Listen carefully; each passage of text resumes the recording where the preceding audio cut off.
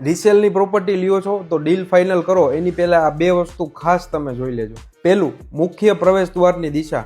ઘરના મુખ્ય દરવાજાની જે દિશા છે ને મિત્રો, એ તમારા જીવનની પ્રગતિ પર સીધી અસર કરે છે. તો હવે પ્રશ્ન એ છે કે કઈ દિશા ટાળવી.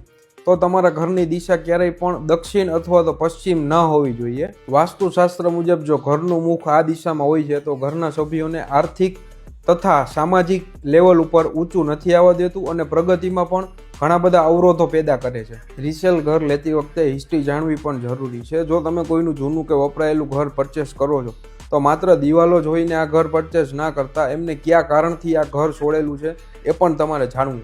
જો જૂના માલિકે પોતાની પ્રગતિ, ઉન્નતિ કે કોઈ મોટા ઘરમાં જવા માટે આ પ્રોપર્ટી સેલ કરવાનું ડિસિઝન લીધું છે તો તમારા માટે પણ આ ઘર નવી ખુશીઓ અને સમૃદ્ધિ લઈ આવશે. તો આને સકારાત્મક ઘર કહેવાય. જો કોઈ વ્યક્તિએ દેવું વધી જવાથી, આર્થિક કે પારિવારિક સમસ્યાઓથી આ ઘર વેચવાનું નિર્ણય લીધેલું છે તો ત્યાં નકારાત્મક ઉર્જાઓ પણ હોઈ શકે છે અને તમારે આવું ઘર લેતા પહેલાં 100 વખત વિચારવું જોઈએ.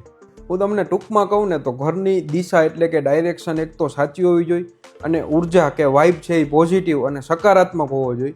આ બે વસ્તુ તમારી સુખ અને ખુશીની ગેરંટી બનશે.